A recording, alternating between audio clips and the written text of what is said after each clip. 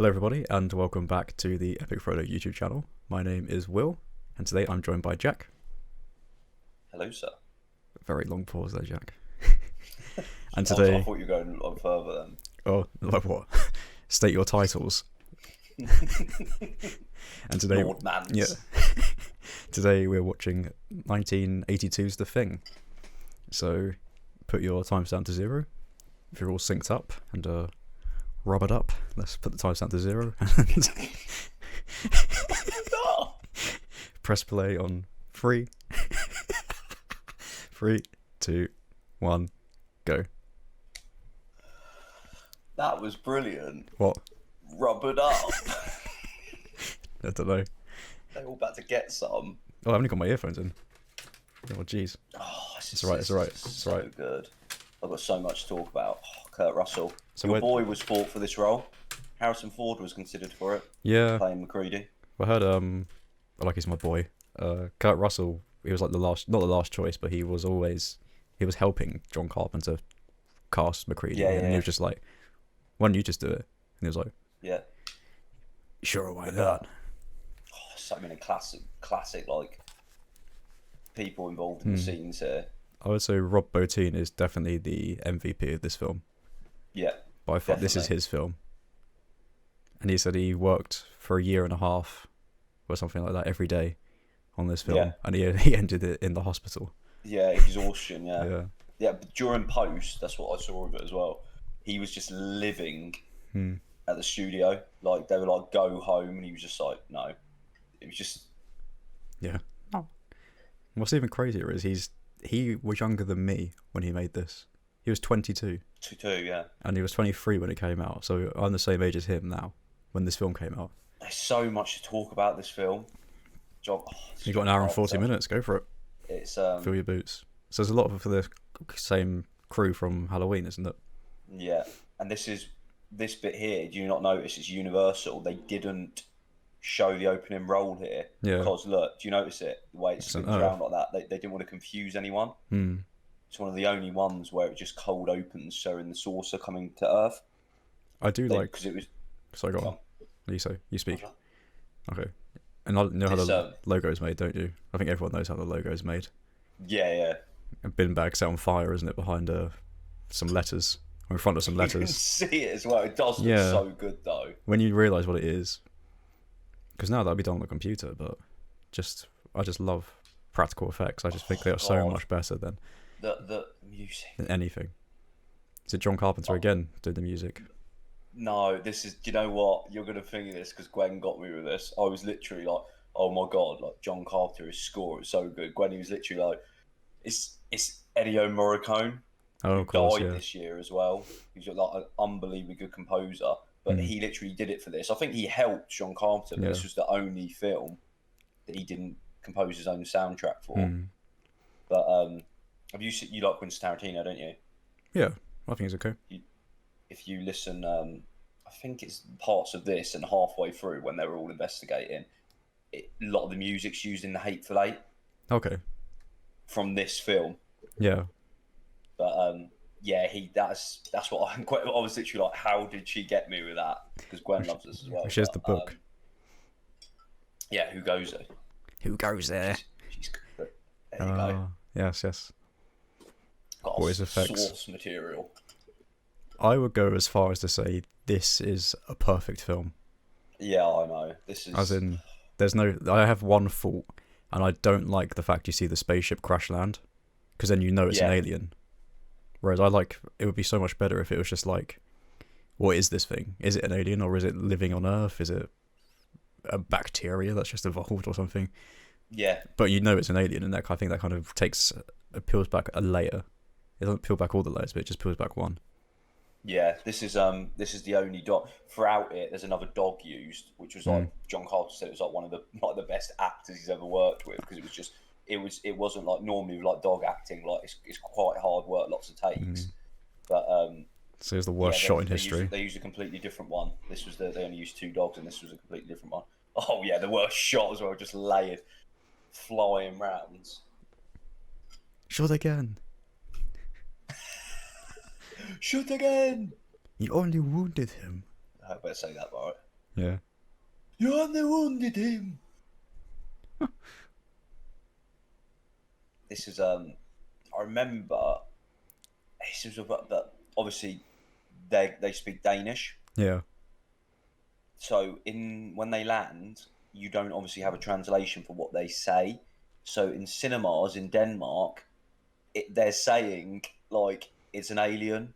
Oh, so they're like, there's something wrong. Yeah, they had the film basically spoiled for them. Oh, there's Wilfred Brimley, R.I.P. Diabetes. Yeah. Diabetes. Yeah, people don't realise that's him as well. That's such a good little mention. I like how McCready. So McCready's the pilot. So his job is essentially to fly them there, sit there for a year, and then fly them out. So for a year, he's just playing chess and drinking scotch. Took him a year to grow that beard as well. And Kurt Russell, he just strains and it comes out. This is the only woman in the film. Yeah, and that's John Carpenter's wife. Is it? Yeah, this is his wife at the time. Joan Builder. Poor Wilfred Brimley, he's fantastic in this. Diabetes. Is he the he's the one that goes Diabetes. He's the one that goes crazy in the shack, doesn't he? Just put him out in the shed, he's like, I'm doing my work out here. I like how he pours the scotch in that computer, which is 1982, so that would have cost like 10 grand or something, that computer. Yeah. And he's just like, I love all the analytics with the robot as well throughout this. You know, it's just like probable causes, like worldwide population, like 6 weeks away is coming up. Like it would know that.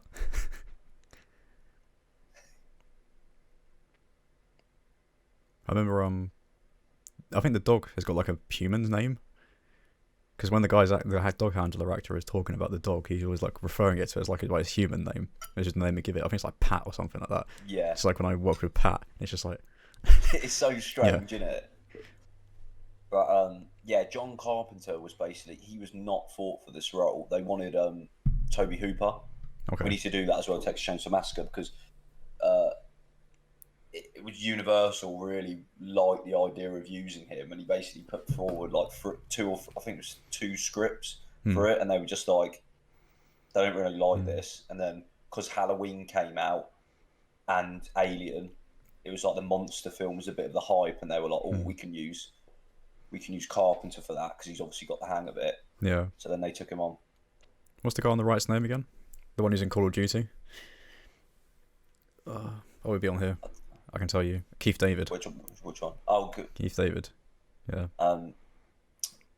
He's called Charles. Yeah. Yeah, Charles. Yeah, Charles. He was only like 20. Is he in Call of Duty? Didn't know that. I know Charles. Staff Sergeant Griggs, isn't he? I'm pretty sure. Oh God, I didn't know that. I'm pretty sure he is.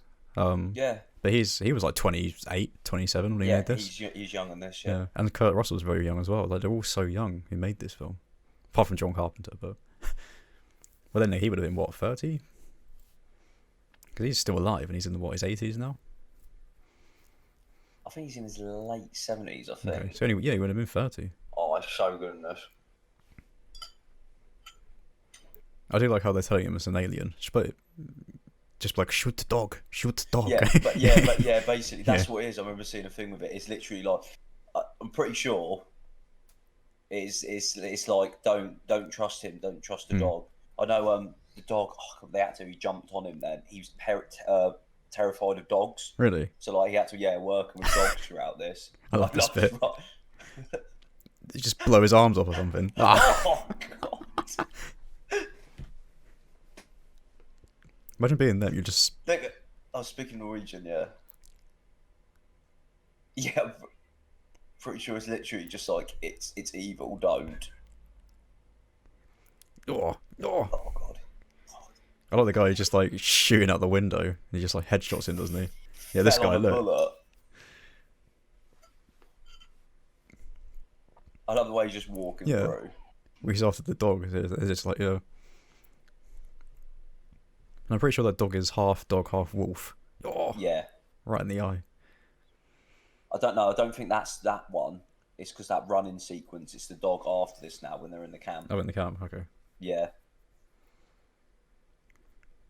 He's pretty drunk all the time, McCready, isn't he? I saw a theory with it that he was an ex-Vietnam pilot. Yeah, I saw that as well. Yeah. Does he wear an army jacket, or is it dog tags or something he's got? Or yeah, I think so. Yeah. And this was filmed the inside shots were filmed in California during one of the hottest summers ever, or something. Yes. This is Canada right now, isn't it? Yeah. I saw a thing with it. It was so cold as well. It cost, I think it was 75,000 just to keep the whole crew warm, especially think of the price back then. And they had to make the studio cold to get the fog on their breath, and it's just like, God, what like a hassle. It's especially because they took pure note of that, because with Stanley Kubrick at the end of The Shining, he was such a perfectionist. But if you watch Jack Torrance running through the snow, and Jake Lloyd, who plays Danny Torrance, you can't see their breath. Jake Lloyd, from Star Wars. Wait, no, what's his name? No, this is pod racing. Danny Lloyd, I think. Oh. Pretty sure. Yeah, but you can't see their breath. So it was like a thing they made sure definitely to hit on it.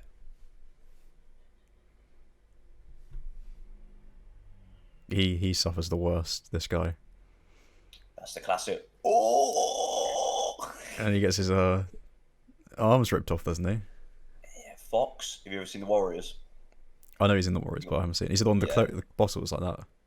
He's like, Warriors. No. He plays Fox in the gang. Warriors, come out to play. That beat us. Oh, Wilfred Brimley's fantastic in this. This guy's the most annoying person on the crew, isn't he? I think everyone's brilliant in this, though. It's just they're all so different, and they've all had to live together for God knows how long. Yeah. Oh, I got a Funky Town chef. Yeah. Oh, just had to cut. To put it into bed. Well, he's got US Army written on his thing, so.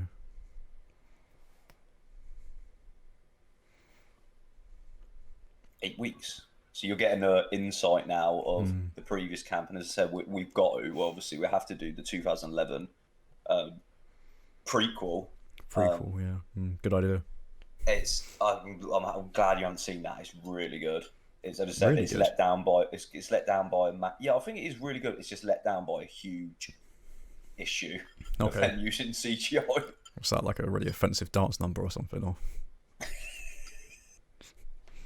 it's they basically filmed it all practical, and the studio came in and thought it's 2011. That's not hot. They love CGI.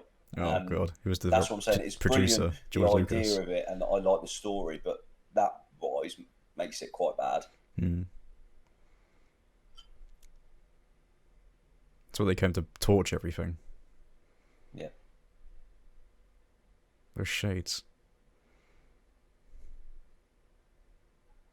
I don't know how old Kurt Russell was. He must have been in his 20s or early 30s at least. Yeah, I think he was early 30s.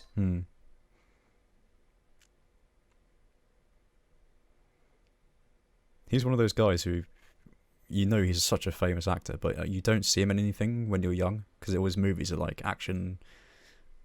Yeah. Things that you can't watch, but you just know who he is. Yeah. Sweet. Which way, Doc? Southwest. So when did you first watch this? You know what? I must have watched this. I must have watched it when I was like 10. Really? I watched it really young. Yeah, I was just to say I watched all horror films like when I was quite young, but I just didn't really understand or get any of it. It's just I remember the iconic like blood test scene. It's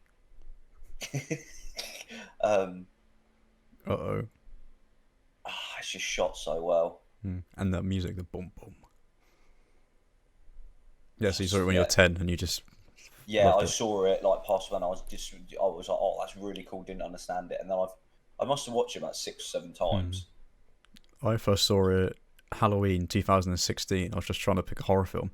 So I put The Thing on and I've watched it every Halloween since, except for Okay, so for this year and last year, so I've watched it twice. I watched it for 50% of every Halloween since, so I haven't really watched it for every Halloween since, but you know, it's the thought that counts. Yeah, no, that's a good tradition. Look at that shot there. It's just so mesmerising, this film, the way it's shot, the way it's edited, sound to it. So I don't know which shots of the base are real, as in the snow, and which are matte paintings. That's perfect though, isn't it? That is perfect how it blends. You're not sure. Yeah. Buana. Writing on the wall. They had to dub this when it first originally come out. It was copyright claimed, this song. Oh. So they had to. If you watch it, I can't remember what copy it was on. It was certain, but it was just literally like. And it was literally like him, just like they like dubbed him over the song. Sounds like me trying to make a YouTube video. I'm to go through YouTube's just humming it. Their free soundtrack archive they've got. Oh, it's such simple. Such simple. It's such simple filmmaking. Such simple it is. It's just. So this is what they said here. Like most of these shots took one take, which is like unheard of. I heard the dogs scene was the hardest in trying to get it to not go nuts. Do you know about this shot here? Most the dog handler, and he doesn't infect him now. So that shot there, they used a random guy like who was like basically like outside or whatever, construction worker, to be the shadow, because they knew, like film buffs, they didn't want any resemblance to anyone. So you don't know who it is. So you don't know who it is, yeah. So that's what they had to try and get that like put down, because so many people are like, who's this? You type in YouTube, like, who is the first person? It's like this dumb bump in his hair here. It's literally not. He made sure that you can't tell who that is. Yeah. That's I think I heard of that. Oh, okay. We'll do it soon then. Yep. So this is where the prequel's set, isn't it? And that's 2 houses. Yeah. You'll see here now with a helicopter as well. They just torched the whole place. You'll see. See it's wobbling? Oh, yeah. That's Kurt Russell. What, flying? The go by the shot where he basically like, please let me have a go. Say that again, sorry, you cut out just then. The co-pilot. He passed controls over to Kurt. Because he wanted to make sure at least have some time flying it, and he took over, it started wobbling, he took control of it, and he was like, no, you're not landing it. It's so good. There's so many little funny like things about this film. It's even funnier when you think like they are like we're almost their age, and we'd be like, oh, let us have a go on the helicopter, come on. Yeah, exactly, that's what it's like. Look at him. So it's so interesting how they tie it in with the prequels here, with every little detail. Is it matched shot for shot? Not shot for shot, but you know what I mean. Architecturally the same. Yeah. Look, like all here, like they have done it very well. Normally you see it with some prequels, don't you? And it's a little bit like, I don't remember it like that. It's very similar. I should presume it's like there was only 2 Norwegians on the base and the rest were American. I'm gonna guess, or something like that. Do you know what? Your ratio might be a bit correct now. It is about. Oh no, that's all on it there.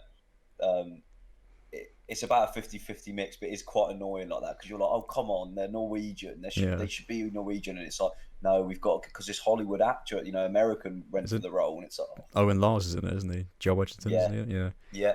Does it end with Obi-Wan just coming up to him in the snow, going, go to Master Yoda on Dagobah system? It's just there like, I need to take a blood sample to confirm it's you. His metachlorine count is off the charts. Higher than Master Yoda's. Yoda's in the chair tied down.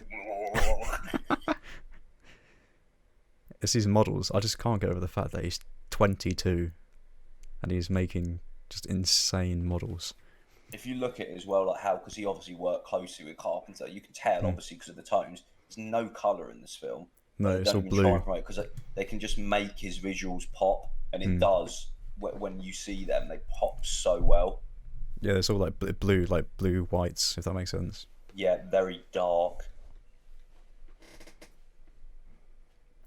It gets with we can get really. I like getting deep with this. It's just like pure isolation, like nothingness.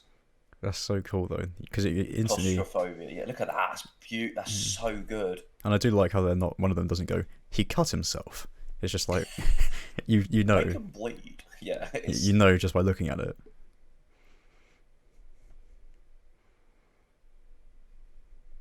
It's almost like it's just so well like the characters like. It's rarely you find a film where you come in like you love all the characters. Like McCready's just such a badass. You're instantly now at this bit. You're just like it's rare. You don't really care about characters. You're instantly so like connected to him. You're like, oh, he's so cool. I wish I was like him.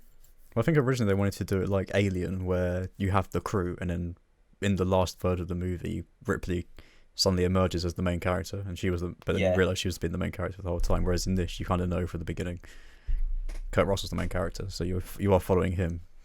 It would have been cool if they did it, whereas like I don't know, maybe the only other person who's as charismatic as him in this film is Childs. If he was like the main character for the first third, and then he gets killed. Well, what's quite ironic about Childs? See, I sort of agree with it, but you don't really see him much in this because you have him at this point. Look, when they go back to camp and it kicks off, but then obviously you have the bit at the end. He leaves. Yeah. In the last final third of the film, he's not in it. That goes to the ending, so it makes its ending so good, though, doesn't it? Yeah. This we got a lot to talk about with that. It's quite because when I think of, because I think I've only seen this film 3 times. I love it. It's definitely one of my favourite films. But it is. The only characters I can really remember is Wilfred Brimley, the guy who shot the guy in the face. The doctor gets his arms ripped off. Kurt Russell and Childs. Yeah. They're the 5. They're the 5 main ones, I think.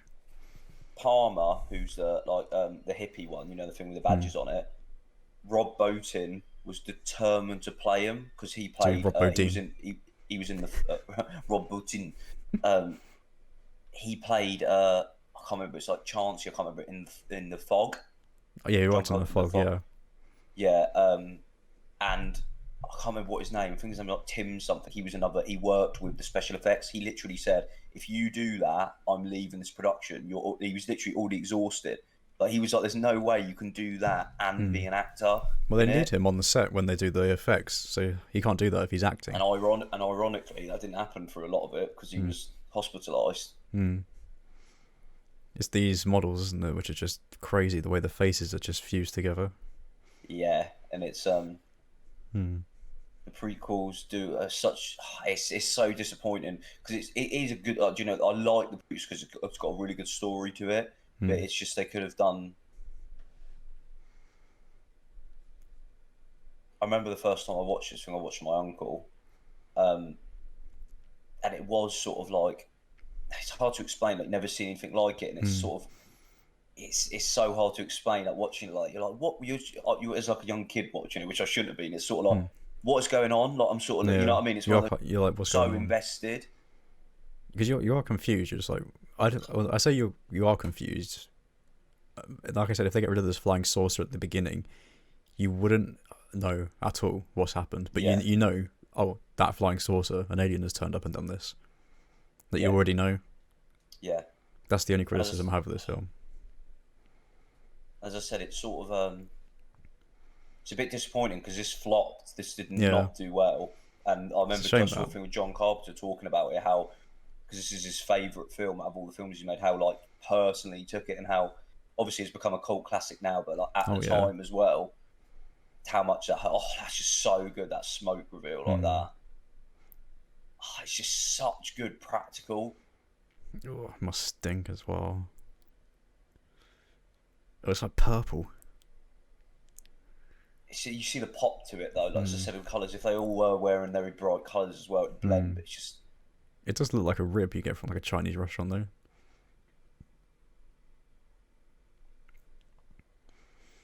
When you see the models without all the blood and put everything on them, they look amazing, and then you add this like extra dimension of just sliminess to it. Like goop and like I also that guy looked like the guy from Jaws. Yeah, he literally does. Oh, it's so well done. The shots are so good. The tracking shots going through each of their reactions. Every single person's. Because as I said to you, what's brilliant about this at this point now already, when you remember, one of them is the thing. Yeah, that's what I mean. Like that pan shot. When I first watched before, I was like, what's going on? Like, and you never realise really when it's happened, but it's already happened at this point. One or two of them could be the thing. And they don't know. Obviously, don't know there's a thing yet. Yeah, exactly. Yeah. It's the dogs first, isn't it? And then it's the. It's just such good shots. Then just focus on the dog. I remember saying in watching the thing, the dog guy who plays the dog handler said if the dog ever just stopped what it was doing, just looked like this, they're all just like, oh god, leave it alone. I need you panned, edited as a dog like that, like. Because they said that's the wolf instinct kicking in it, because it's half wolf, half dog, and they were just like, oh god, if it does that, just leave it alone. Yeah. Oh yeah, because you can see it's just like, no, I'm not messing with that. I'd love a dog like that. Just half wolf. I'd ride it into battle. Your steed. Oh, it's just so. I would love to know how they made it. How did this guy even get this job? It's not half of it. It's just pig intestines. It's just gelatin. Like, to make it look as good as possible.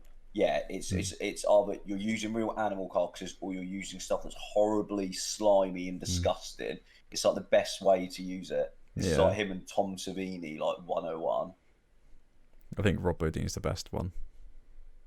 Oh, yeah, it is, but like the problem is Tom Savini's just so many. He's literally like the Godfather. He's done it from everything, from the Friday the 13th, Dawn of the Dead's. I think this one is more of a masterpiece in practical effects. Like, this is my favourite. This is my favourite film ever. Like, it honestly is. Yeah, definitely. Because it's just, I always think about it, because you know when you do little lists and you think, oh, what's my favourite film? It's just, this is always its first one. That's how I judge it. Whenever anyone says it to you, like random people you meet or people you know at work with, it's always like, well, it's got to be the thing, and then you start naming others. It's my favourite horror film, and it is definitely one of my favourite films. And like I said, it's definitely a perfect film. It is. Except for the alien spaceship, but I can take it. God, I hate to share a room with someone for a year. Oh, 420. Oh, Charles wants some. Yeah. I remember seeing, obviously around this time as well, I remember Carpenter's talked about it, but this film hit quite hard, especially like these openings, because of the AIDS pandemic as well coming out. No one really knew. Obviously, it's one of those things, a virus, you don't know who has it. Yeah. But, like, he noted that, like, when he was asked about it, he was like, you know, I didn't. He was like, no. Like, it's just like, is it about this? He goes, no. Yeah. It's based on a film these that came shots out. remind me of Dawn of the Dead. When, like, Dawn of the when Dead. they're coming. Dawn of the Dead. When they're coming into the actual. You've seen Dawn of the Dead, haven't you? 78. Oh, God, we need to watch that, George A. Romero. There's just shots before they come into the compound. They're just long. It's like Kubrick shots, just long corridors with nothing happening. And it's so. You just think, well, that's so basic, and it just. Oh, this is such a good shot. I like all the dogs are just like. Get away. The dogs all know, don't they? I hate this bit though, because I don't like it when it happens to the dogs. There's quite a horrible fact I know about this, how they get a sound, which in filmmaking nowadays they would never ever do. So they just pinch it. I think it's worse than that. I'll tell you it when we come to it. Just slap it. Pinch it, slap it. It's that device, you've seen it when they're cooking ingredients. He's like, gotta punch it, and slap it. It keeps like. Bop it. Oh, it's just. I know it sounds stupid. They just don't make films like this anymore. No. Yeah, look, they all know.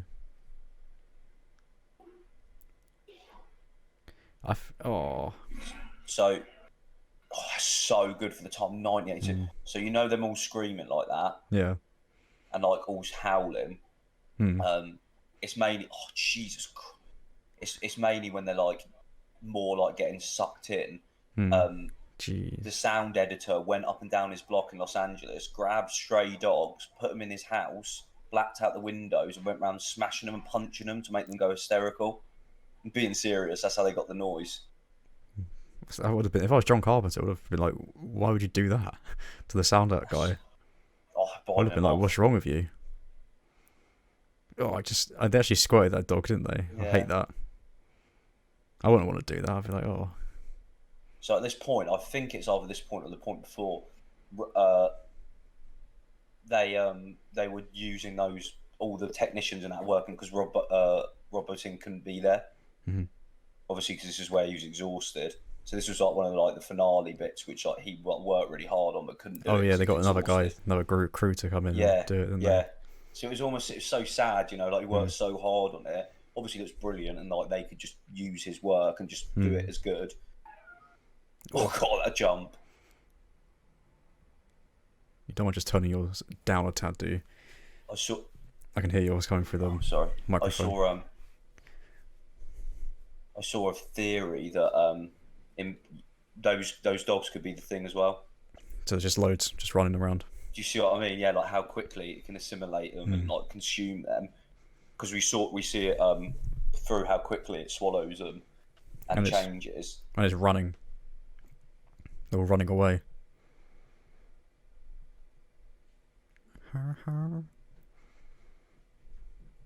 He looks like he's in like an indie band. The guy on the left now. I always keep thinking that's a Shining reference up on the wall with the axe because it's nod to Kubrick. Yeah. I don't know why. I just think that is. I think it's especially it's like 2 years later. It's always up like that. It's probably just the set design.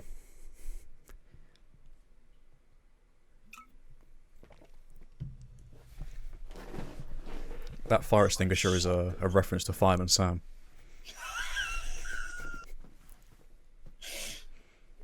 I just always think it is around this time, especially when Kubrick's work coming out and it's only 2 years later. Oh. So that's a puppet, isn't it? Some guy with his hand up it. And he said he designed this around just doing that. Like, what can we do? Oh, it's just so good. It's just so much better than CGI. I just love throughout this as well. It's always like torch it, McCready, like torch that. I wonder how they did that. Oh no. I think that was a bit of stop motion, but I know they opted out for a lot of it. Carpenter didn't like it. Didn't think it looked as good. But I think that was it's not reverse shots, there. Is it? Yeah, it could be. Yeah, no, that don't like seeing that. The actor said he liked playing this character because he likes how he is only friends on the base of the dogs. Yeah. Not the humans. Oh god, it's just their faces are just perfect when it comes to child. Oh, look how gloopy it is. This is what I mean by like how just good it looks. Oh god, the way it goes up their faces it's get your ass over here. I like how it's an amalgamation of everything. It's just consumed. Yeah, that's like, because you're like, what creatures are these? What planets have been to? So these things are dogs' tongues, aren't they? And there's his teeth. Oh god! Imagine being Rob Bodine though, and just like, oh, my work. Yeah, it is one of those things sometimes, especially practical effects like this, where it's like you've got one take, like, and it's literally like you better make that take good. Well, the arm ripping scene was done in 2 because they messed up the first one. Yeah, and the guy had to sit down all day as they reset it for like 10 hours.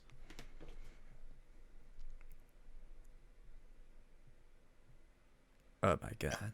Their face. See, that it's got quite a good narrative and like arc to the story. Like as I said, the one thing, because I already love McCready at this point. You already love him, like his character. I wish they would have left it for a little bit, and then like when the group turns on him and you don't know if he is or not, because your like focal point is with him, so you sort of know that he's not. Do you know what I mean? Like you follow him because through the there's whole a famous line in it as well, and he's like, "I know I'm not." Yeah. Do you know what I mean? When he says it, it's like, okay, you're with him at that point.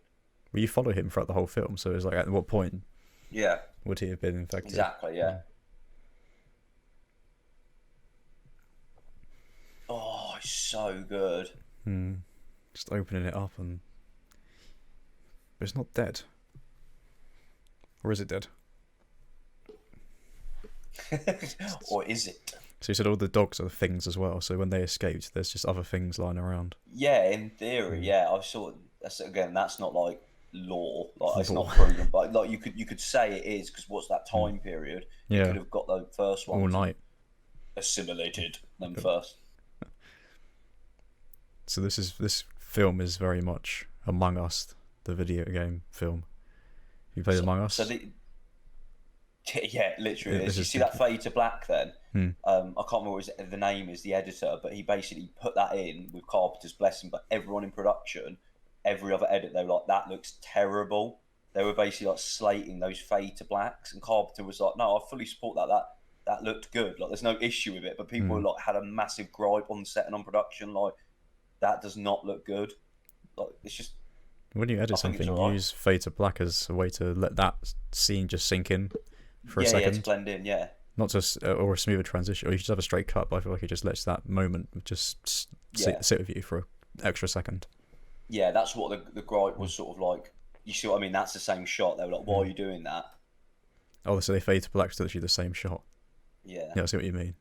Yeah. See, I always thought the guy on the right was the first one to get infected. Just because he's the dog handler. Yeah, that's. Do you know, if you look at like theories and handles of it, with the way he was sitting on the bed, the shadow looks a bit like his beard. Yeah, that's what I thought as well. Can't pet that dog. It's just you say like Among Us. It's the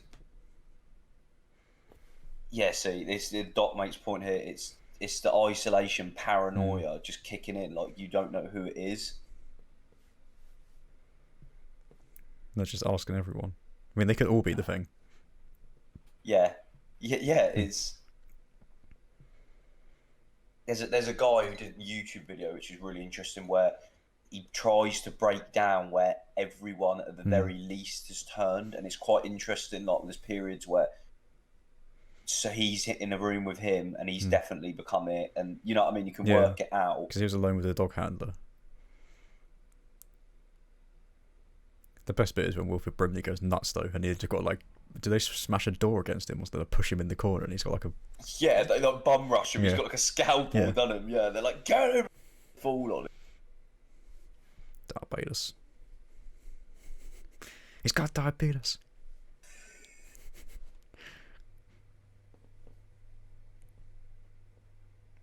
Is there a bit where he goes, I'm feeling a lot better now, and they'll go, okay, and he tries to rush them or something to like get out? Or is that in this film, or am I making it up?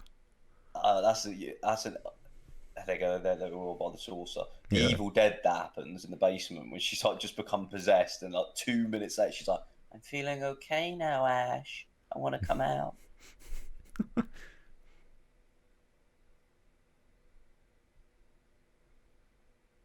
Boom. And it's silent as well. Just adds that. How much would someone have to pay you to spend a year in Antarctica? Oh, I don't know. I'll do it for $1 million. Rig. It's like an oil rig. You know, it's like $60K a year, and it's 6 months on, 6 months off. It's like standard, like you're working on oil rigs, which is quite good for 6 months. But it's such a you can't put a price on family, Jack. It's also losing fingers and getting hit off and drowning. It's quite a high percentage, you know. I think I'll do it for $1 million. Spend a year in Antarctica. I'm like, I'll do it. On my gap year, I went to Antarctica and we went with penguins. Did you? No, I was just doing the typical gap year student. I thought you. I was like, what? That's quite good, actually. Jesus. No, I did on my gap year. Yeah, I'm trying to think, but David Moffat, who plays who's he play? David Moffat. Gary plays Gary. Donald Moffat. It says Donald. Is it? Donald Moffat, yeah. According to Jeff Bezos. Wrong. Is when he has his freak out tied to the chair, where he's literally like, if you gentlemen, you don't mind if you have some time, get me out of that fucking chair. It's honestly so good. So that was a match. That's a painting. Just with them composited on it. That's so good. I love matte paintings. I think they even look better than a green screen. They add so much depth, and the only thing that's real there is that lid. Yeah. Everything else is a matte painting. The prequels they're quite good. They investigate this a bit more. Did you forget? It does take a while for the Among Us to begin when they're back in the base. Yeah. Among Us. Just the editing of that. Yeah. That hat is Red Dead. That's what a Red Dead GTA character would look like. You mix the two together. Good when he went into the other camp. Brilliant.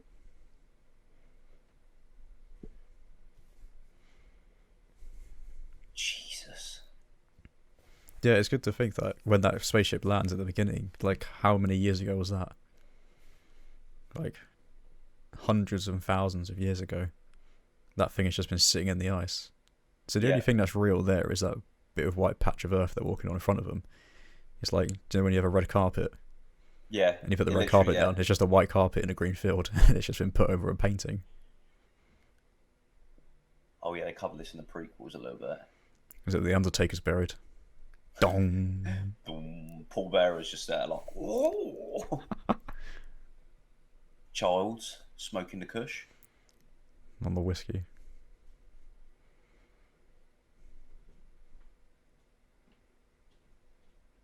This voodoo bullshit.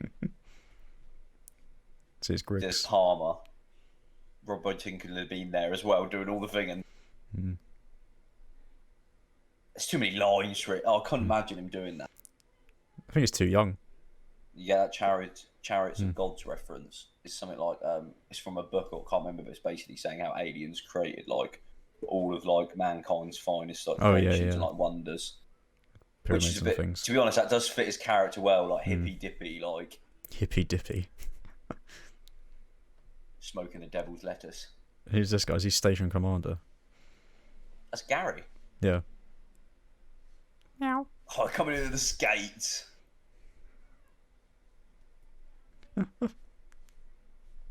Oh. This is when they first sort of realise it. What is it? It's the bit of the clothing, isn't it, that's ripped. Who's? I can't remember who it is. Hello. Hello. Barbados. Yeah, he died this year, didn't he? Or last year? Yeah. He looks old there, but... Just love this. This is where it's like high tech. This is even better than what computers have today. Sell dog. Sell dog. Doggo. Sell dog. We could have the own one, just the memes of little doggos. Okay. That one standing up. Assimilation. What are we watching? It's like a game. Dog. Imitation. Line. Violation. Going in and just start spitting, freestyling. If I did this on my computer, it would be like, error.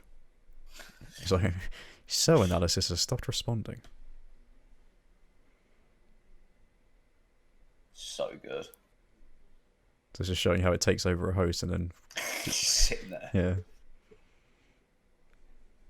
How would it know to do this? Don't know why when I was a kid watches this really scared me. Because, I didn't... Yeah, when it came up at 75%, because I didn't really get, what was still going on at this point. What's happened. I still didn't understand what was going on. I was like, what does that mean? What they're going to be like? What that monster is or something else? It's so well done. Can't believe you were 10. Yeah, I'm pretty sure I might have been younger than that. 27 hours. This is why I'm addicted to horror films. What's that in days? 27 hours. 27,000 hours. Dun, dun, dun. This is like a thing with the Halloween, wasn't it? Do you remember? That was so good. Oh, yeah. Oh, he's got the little six shooter, the little snub nose, the little sock hider. Oh, what's he doing? He realises rip, so... Don't touch it. Oh, what? The alien? Yeah, the clothing, yeah, he realises that... The tentacles have all been bursting out of it. And... Yeah, it's ripped through, so there's someone in there who is the thing. He's always a step ahead with it. Yeah. But don't they say they check the label and it's got his name on it? Yeah, I can't... I'm pretty sure that's it. It's interesting, yeah. You never know, he could be the thing the whole time. And he's the one infecting everyone. Yeah, that could be a reference to it. Actually, good point.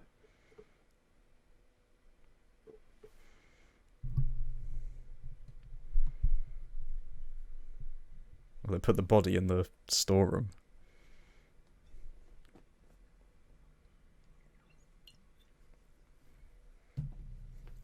Because he's the helicopter pilot, he's away from everyone.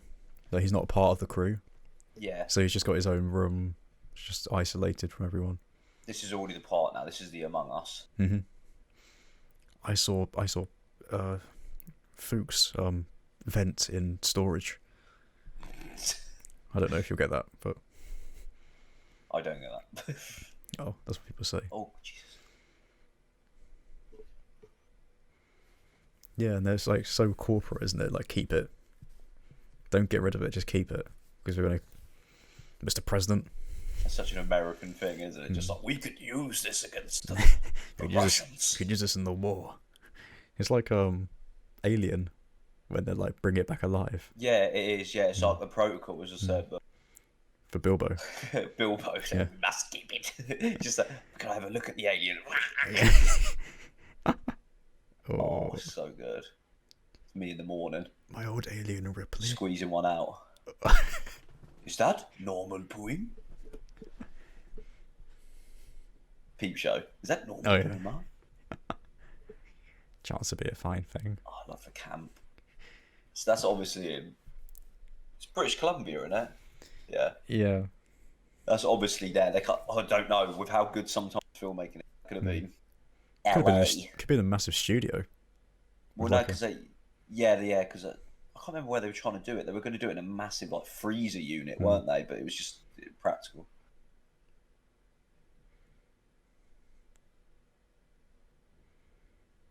They're going to see, he's reading the logs from the previous camp. Starts reading the shopping list. Just freestyle. Yeah. Here it is. Dear Stan, I wrote to you, but you haven't got back. Mega Band up first, 21 seconds. Dear Slim. Bennings. Oh, it's just so good. Oh my god. Was it Randy Marsh? Oh, look at the spooky ectoplasm. Oh, I'm so startled. Oh, ketchup everywhere. He's got some chippies like. Oh. Who's the first one to die again? Bennings in theory. Oh, this guy here, yeah. Yeah, that's Bennings. Yeah. This is with him when he runs outside. Yeah. Oh, the fuck! It actually scares me. It actually does. It's really creepy. He's on fire. It's just right before when it. It films so good. It's just so scary how it's, as I said, it's a chameleon. It's so hidden, and look, and I saw some of that. It's frantically it's just developed, so it's learning to walk. When it gets into its host body, it's just learning. But it's when it finally knows it's been revealed is what scares me. Like the way it just screams like that, you know. Has like a fight or flight reaction. Yeah. Basically, it would just do whatever it's at. Such a good actor, this guy. God. Oh, it's only apple juice. Got that Mountain Dew on the side of it. I thought it was gasoline. Oh, scream. Immolate himself. I'm protesting the rights against the things. That hair. Yeah. I've had long hair before in my life, but it's never been like that. It's never been a mane.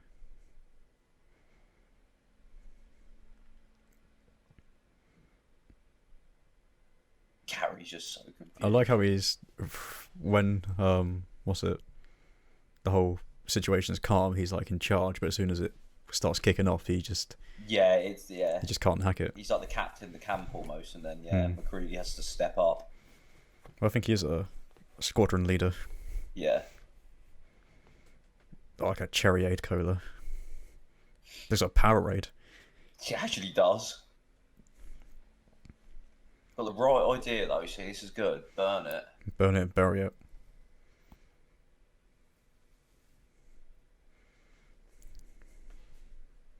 I remember the first time that he uses and flamed it. Obviously, it was like after set, they had like a break or something for a bit, and Childs bandaged Russell Crowe up, all his face and his hands, and they went up to Carpenter, and they were like, "Oh my god, look to Kurt," and he was literally like frantic, like what? And he's like, "Yeah, all his skin's come off his face." It was just like John Carpenter was literally like, "Can we get like Harrison Ford on the phone, please? We need someone." Or I'll do it for $20 million. I think Harrison Ford was too famous to do this film at that time. It's so weird. It's like with oh, there you go. Yeah, this is the first one. Where's Blair? Yeah, Tony Blair. Where's like with Django, like they're saying, you know, Will Smith was the first one to film it, and then got Jamie Foxx in. But I can't see anyone but Jamie Foxx being Django. Same with this. Kurt Russell's so good as MacReady. Yeah. So he's one of those actors where, because Harrison Ford, you watch it and it's like, oh, that's Harrison Ford in this film. Yeah. Whereas this is MacReady, if that makes sense. It's not Kurt Russell as MacReady. Yeah. Yes, yeah, exactly. So good.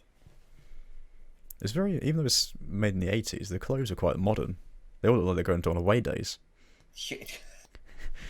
In their parkas. They got their Stonies on as well. About to go to an Oasis concert or something. Millwall away. It's like Green Street. It's like Millwall away.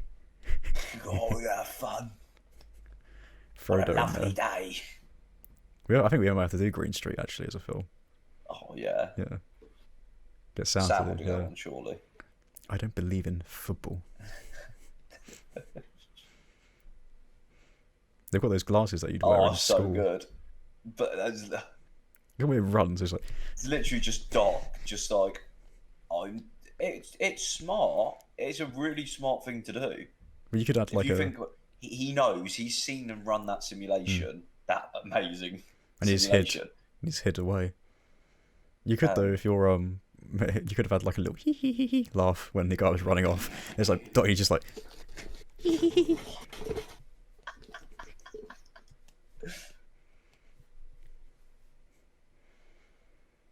It's you know, he knows.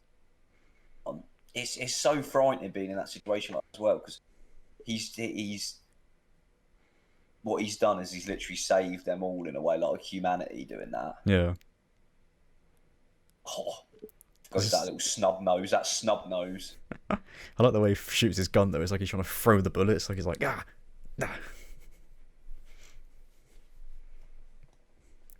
Blair chatting incoherently. I heard what he said. He said, "I've got a gun." This guy's a shooter. See the way he's like, "Yeah." He fell on a bullet. He literally fell like that. And he went, "Yeah."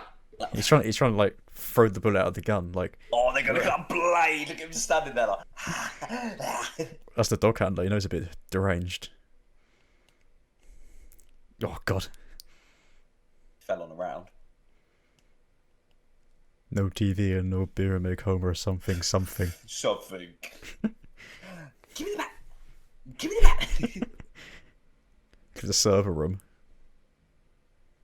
He looks like the guy from Kasabian there. Yeah. Oh no. He's like, get me in there. Stick him with a pointy in. It's horrible and it's sad, but he's the smartest one. That's what I said about Doc. Doc is being the smartest person right now. He knows that none of them, you know what I mean, they can't leave. Yeah.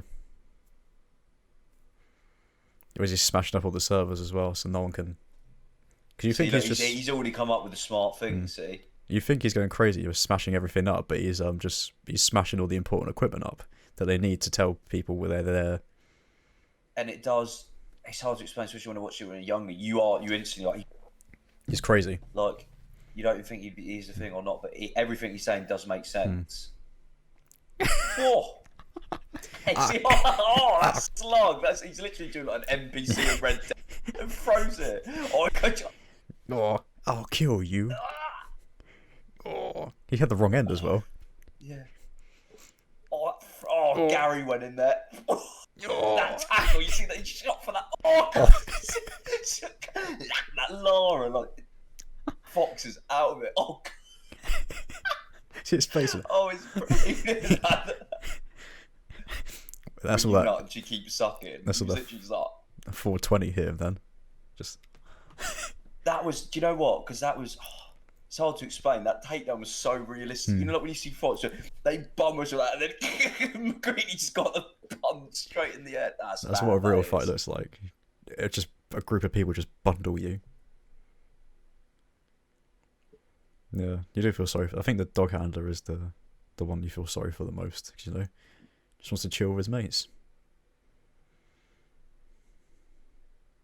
But he said to you, he had the right idea where those two dogs, obviously I was wrong, they captured those two dogs. But again, you don't know if they got away and did someone else in the crew but yeah, they brought him back and then he killed them.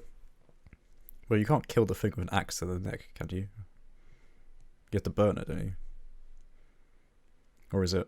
Yeah, I think that's just showing then that it wasn't, but he had to make sure, I think. But he could have got infected then, the dog handler, going back to the dog place. Oh God, kill you. Do you know what is? Do you know what it is? It's written as well. It's just such. It's such good dialogue. This is how we'd be talking. Like literally sitting. I don't trust any. I know what you mean. Like it's not just stupid, pretentious lines that. Are we the men? What make us the men? Maybe the monster is really the man. It's like, is that monster know better? We know better than the monster. Watch Clark. He's got diabetes.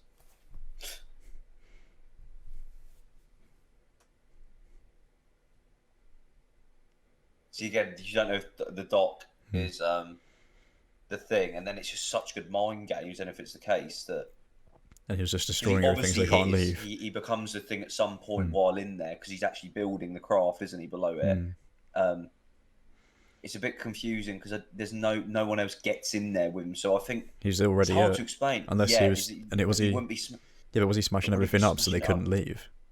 Yeah, or is that like a calling them on their bluff? Maybe it's so he got put away so he can make a. Oh, there you go. It's so. This is why it's just such a good film because it's like, did he do that on purpose to then have time to build?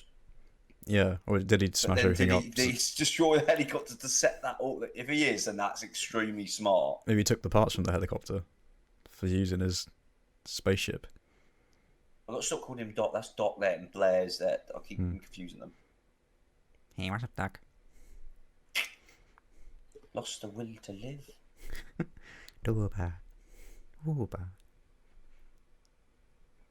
There's a very smart way in the prequels that they do the test. It's actually, I really like the way they do it. Shoot him in the head. Is he a witch? Yeah. Just drown him. Okay, you're not a witch. Yeah. I can't remember what happens to him in Fuchs.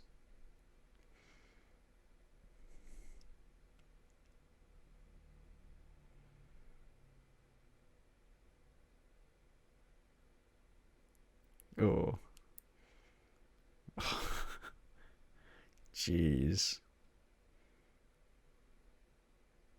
Just something as simple as that is just horrible. So this was, I'm trying to remember this, because obviously that bit afterwards, it was Doc couldn't have done that. There's that video I told you about. It's someone else has done that. I can't remember who it was. I don't know if it was Clark, but yeah, someone else had definitely done that.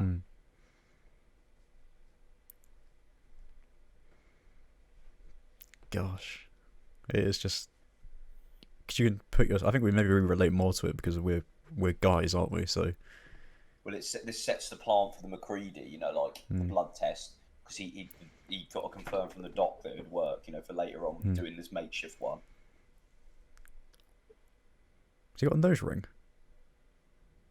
I don't remember that. Wait, what? What? Yeah, did you see that? What? Yeah. He's having a 3/4 life crisis. He's like, don't listen to me, Mum. He's got an earring. Charles has got an earring, but yeah, but he's got that swagger, doesn't he? I got the same one in. I got mine on.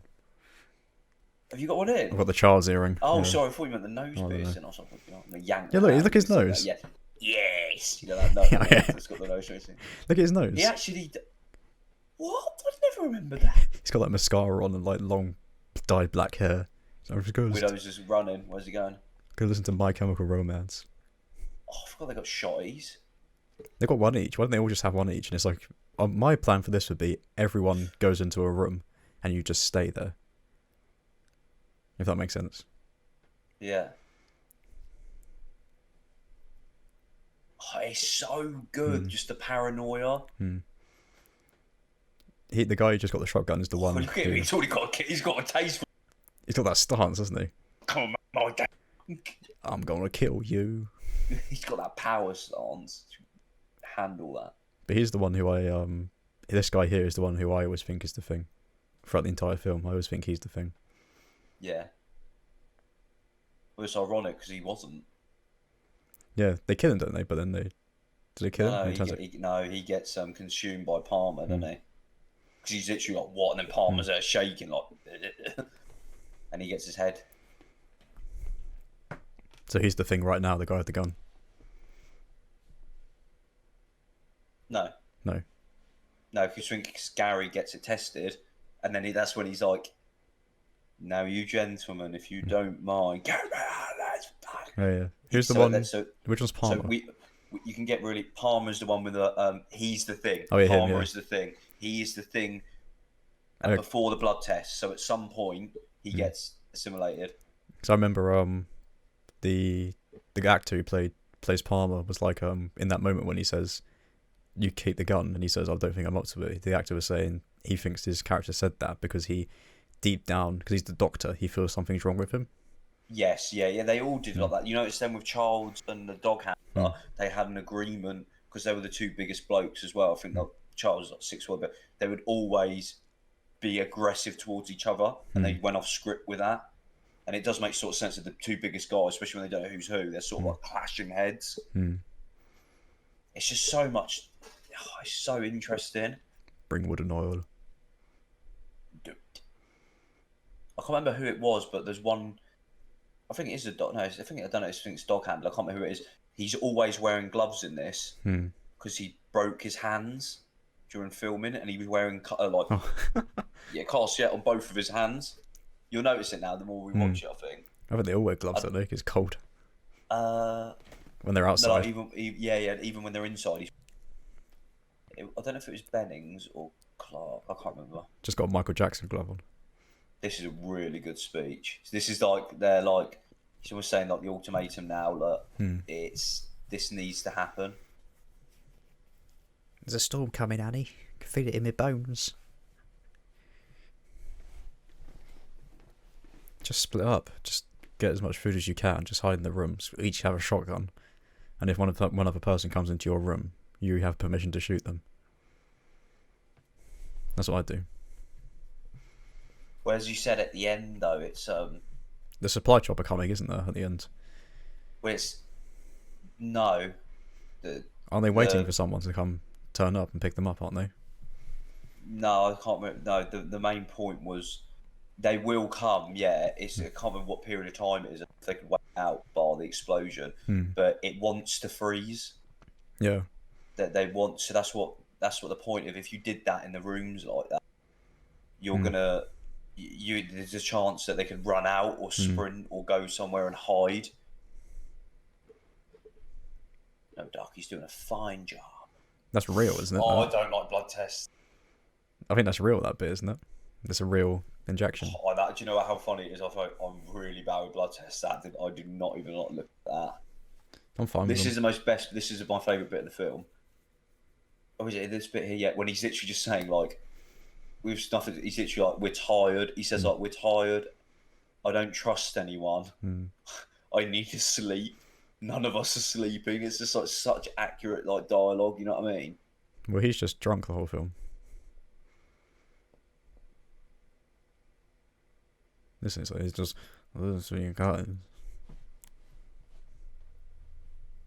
Yeah, I think the name tag was missing. See, if they just had that. See, so my thing is that's Palmer's. Because you do see him in those earlier on, but everyone are wearing the butt. he is definitely. We find out he is the thing, so I think it would have been Palmer. But there's a guy running around with his just in his like boxers or something when the dog turns up at the base.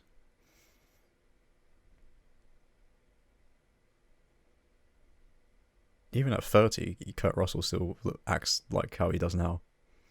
Like we've seen Guardians of the Galaxy 2. Yeah. Yeah, he still acts like still as charismatic as he was. They DH him in that as well to look like this. Oh, there's another fade to black, and they're like, "What are you doing?" Oh, it's there you good go. Though. Look at that shot. Split focus.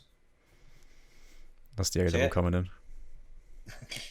Yeah, that's used 2 or 3 times in that. But that, I don't know who did the cinematography for it, but there's a few Dean shots Cundy. like that where it split focuses. Dean Cundy. That bit there as well. You notice when he's grabbing that was improv. Do you notice that what he grabbed? No, I didn't. What was it? He's got some acid. So he was like drifting like that, and he grabbed some acid, and that was improv. He said he wanted to add that, so if he'd come near him, he'd throw it at him. Oh, okay. Look at that. Oh, I love split focus shots. It's so good. It's a very old-fashioned technique. It always reminds me of old films. Yeah. There you go. Fade to highlights black. it a bit more, but...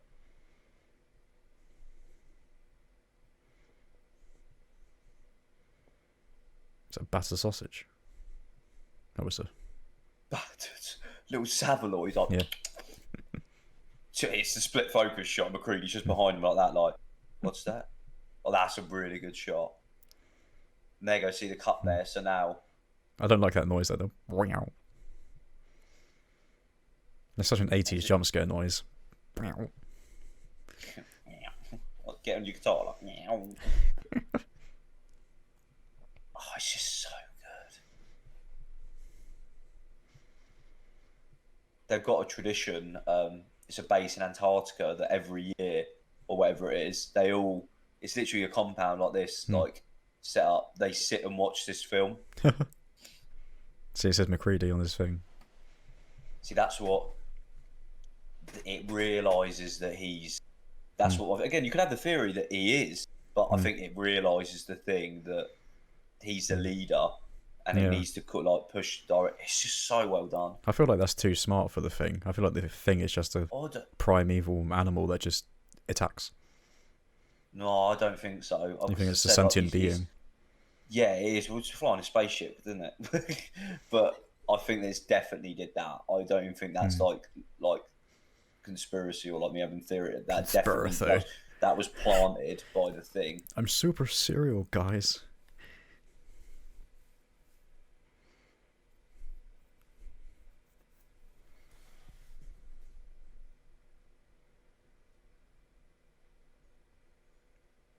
As I said, we fact check this when they do talk about when the next supply run comes. Because if not, I would all demand, because it's smart what the thing's done. Obviously, it's changed the narrative where they turn against Creedy. You'd be like, we're all staying in this room. Yeah. You'd literally be like, we are not leaving this room. We all want to get food. We all go together. Yeah. The thing is, the sleeping would be the issue. That is just. It's such a sudden, just cut. It's just cut, so he's got the noose ready.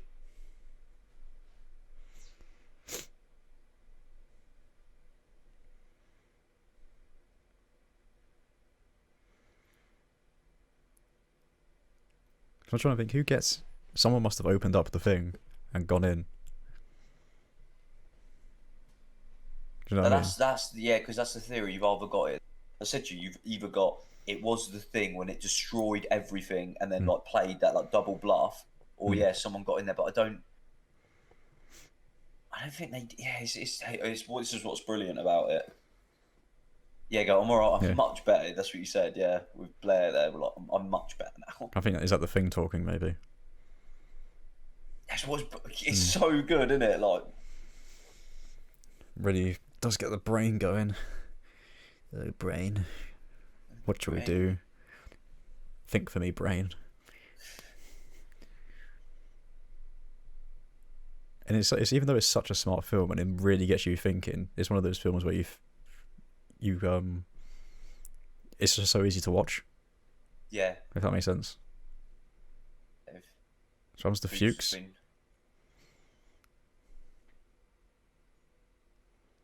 That's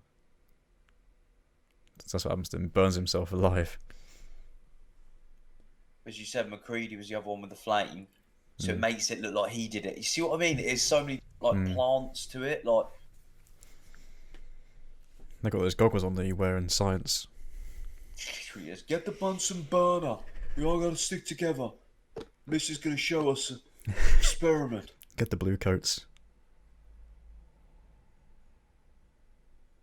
Oh, that's such a creepy thing, isn't it? It's just so good. Just those stationary shots with just like it there, you know, with just one object on, like, and it's just. I find a line like that. When I left, I turned the light off. Is so much more creepier than a jump scare in any horror film these days. Yeah, just like the nun walking around for 20 minutes and you following it, and then music and then something running it. Give me Kurt Russell saying, "I turned the light off last time."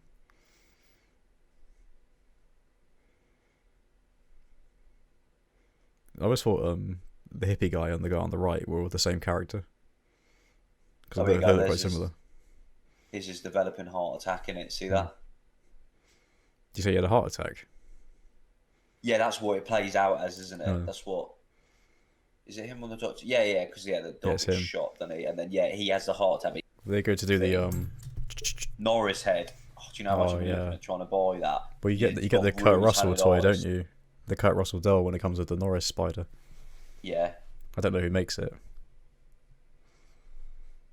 But you don't think he's the thing because he's telling them to come inside and.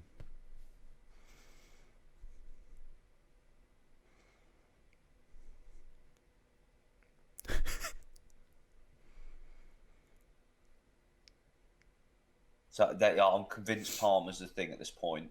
Yeah, well, he must be because when he does the what's it called? Cardiac machine on him. Test. When he does the cardiac machine, it opens up and rips his arms off. No, that's not Palmer. Oh. So when he goes down, Doc pushes his arms into Norris. Norris opens up. So Norris is the thing who has the heart attack. I think that's purely put in by John Carpenter just to show like he dies of natural causes or whatever. And then you're like, okay, he's not the thing, and it is. It's another twist. Like, oh god, like. Oh, so he just dies of a heart attack. That's it. It's not the thing killing him. But he is. That's what. But he is still the thing, which is weird. Okay. He just dies of another cause. I think it's, again, you don't know if it's a thing trying to separate the group or just, you know.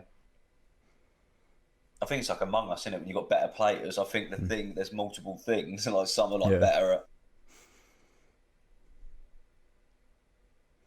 I did see a really good theory that it has a heart attack because obviously he's a little overweight, but it's not a prime host. Do you know what I mean? And like, say he's in McCready now, and it's someone which is a strong leader. Do you know what I'm saying? Like, he wants to get Charles on McCready. Good. Oh, look at Charles. Where's the dog handler? I haven't seen him. He's tied up. They've tied up the three to the chair that are suspicious. Oh. Glass shattering. McCready in bed.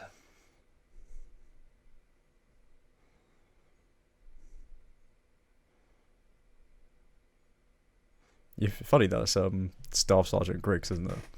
Yeah, that's. And I think he's the president in Rick and Morty as well.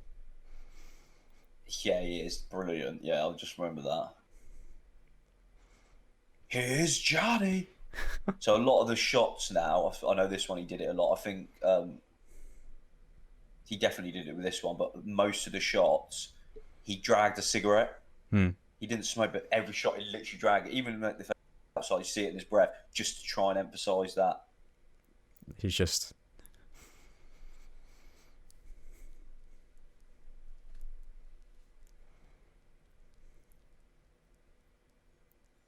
He looks cold. He looks like a thing at the end of The Shining. Yeah, it literally is. He's just there and then like frozen like.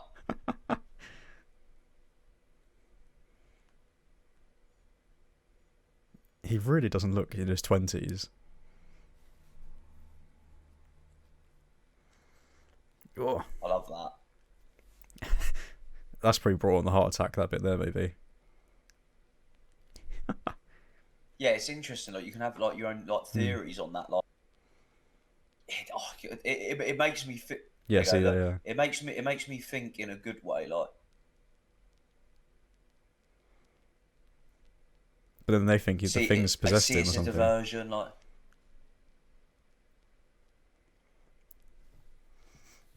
Because they probably think he's now turning into the Thing, but he's just having a heart attack.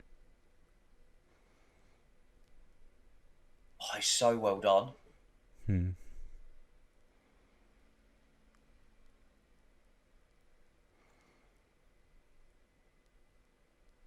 He's just warming himself up on the blowtorch. Here we go. This is it. This is the most iconic scene in the film. Oh, what is it for the noise? I can't remember what they do for the noise with it opening up. It's like... They go like... they smack... I can't remember what it is. I've normally got this all like in my head. Like they do something really funny or split something for that noise. That was another split focus shot there, by the way. Windows, that's it. Yeah, Windows is Fox from Warriors. Oh, he's reaching for it.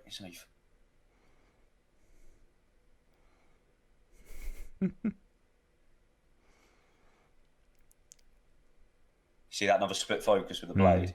They're really using it at the moment. Yeah, it's just his neck and arms in a rubber torso, isn't it? Oh, that's really effective though. Here we go. Oh. Is that nose ring? That's just a guy in a mask, isn't it? Yeah. Oh, it's crazy. And then this is just... Oh, it's so good. There we go. Oh, it's me when I'm not on my beauty sleep. That Norris Spiderhead is insane. Oh. And that is just... So there's people underneath the table pushing the head up. Yeah, there's so many technicians working on that and pulling stuff and like just rolling around. And it's like bubble gum. Yeah. Yeah, but oh god, that's... Well, they set the whole room set on fire when they did this scene. Not like that. I mean, when they did the... I'm sorry, yeah, that's 1982. So we've got to watch American Werewolf in London, because it's got the best like transformation scene ever. But it's just when you have such a good like someone working on the special effects and prosthetics or even animatronics as well, it's just it's next level how good this film is and how it looks. It looks brilliant, doesn't it? It's 1982, and you watch some films from. Well, we watched the prequel, and you can say how you think that looks. And even you said getting the best, and the best was 22 years old. Oh. Because he tutored under Savini. Did he? Robotin, yeah.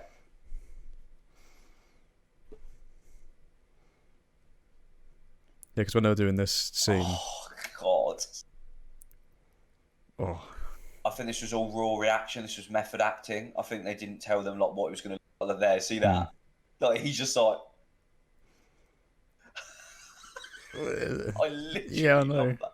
No, that's it. That's all raw reaction there, like Windows there. You gotta be kidding.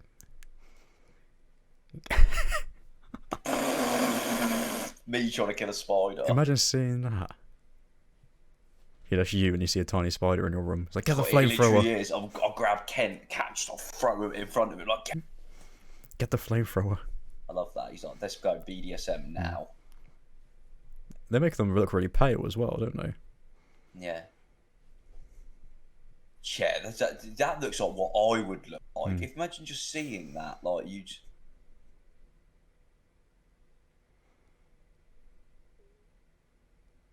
Does my camera still look alright? Yeah, it's fine. Good. He also looks like a Fidel Castro lookalike. Look, he is loving that split focus. That killed me.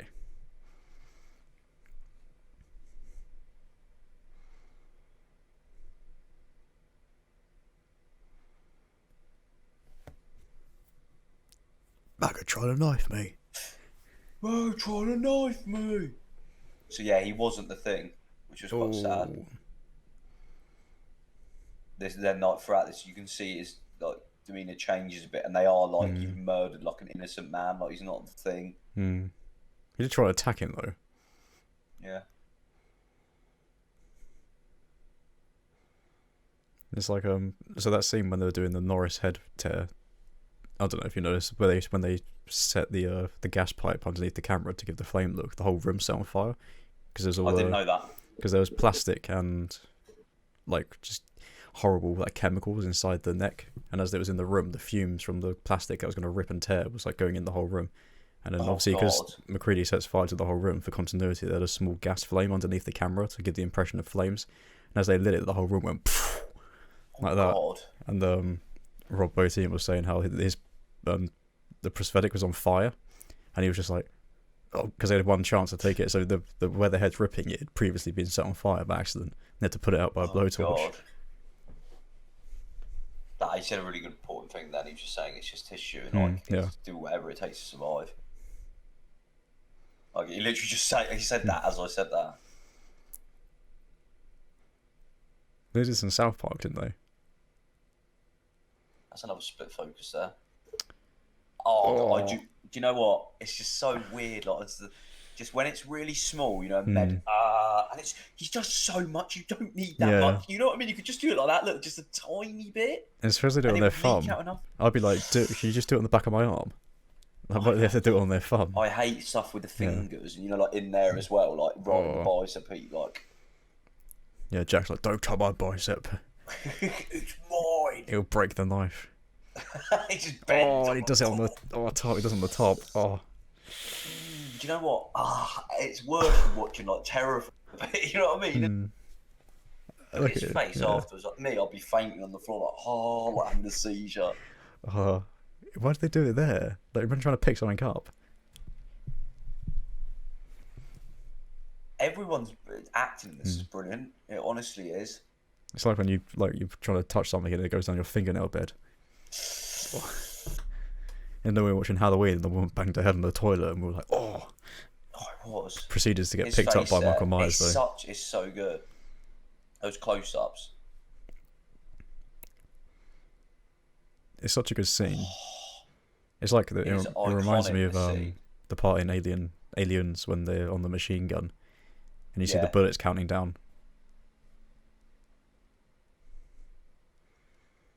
See, even them, they don't know. Even yourself, you don't know. Yeah, that's a really good point there. That's what the pan there. Because, you're right. Like, it's hard to explain. Would you know? Do you know what I mean? It is really thinking until, like, it's hard until it wants you to know. Like, it's, do you know what it wants you to want to know? All right, Boris. Do you know what it wants? Home. Go outside. Don't breathe. Mac ready. Crackers. Also, it can't be McCready from the beginning because he did the blood test. Yeah, this is where he gets really sad because he's sort of like, well, you're just a murderer there. It's Copper, the dog handler. Yeah. He did try and knife him though. Like, I mean, he did attack him first. No, Clark is. They kind of want it to be him, don't they? Yeah.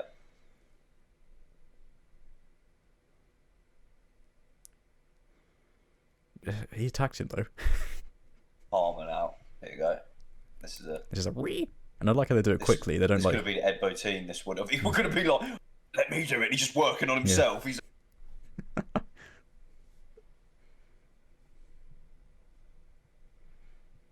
It's so good the way he's talking. He just go, oh. And this is so good. And this is the reaction to it finding out, isn't it? Yeah. I like how they burn him next to him. It realises instantly. It's just like, oh god! It's just like it's instantly like, let's go. It's attack time now. Imagine just look. Yeah, I know. Just stuck next to it. Gary just there like, that is jet. Come on, the jump. I forgot about that. This bit's so good. It's full. This one.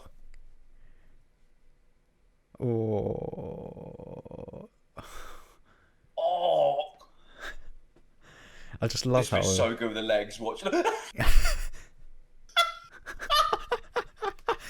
So good. I like how it's just from now up until now it's been like level 8 and now it's 10 out of 10 just out of nowhere. Consuming it so rapid. See that ragdoll?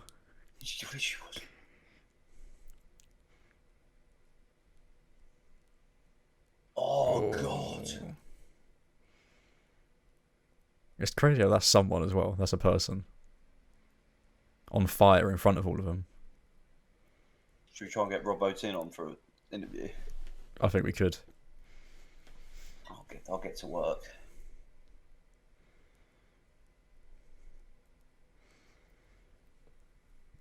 So good. There's obviously a quick cut there, but it's just, it works. That still, that looks so good. It was a good cut. Oh God, that always really disturbs me. So now you got to be like, you got to kill him, even though you were fine. Chef sitting there. Then did you see him just staring like, oh my God. Oh. And then can you hear the noise he's making? Yeah, he's like, yeah. You can hear him like crying through it a little bit. Is he even infected? Yeah, he was. Yeah, because his head was onto him. It still doesn't mean he got infected. He could have just had his head bit. Oh, that was squeak it makes. Triggered noise. Child 1. Let's do it. Why are they taking a child's blood? Sacrilege. Yeah, that noise it makes. That you good. Oh, this is so good. Just his face. This is so.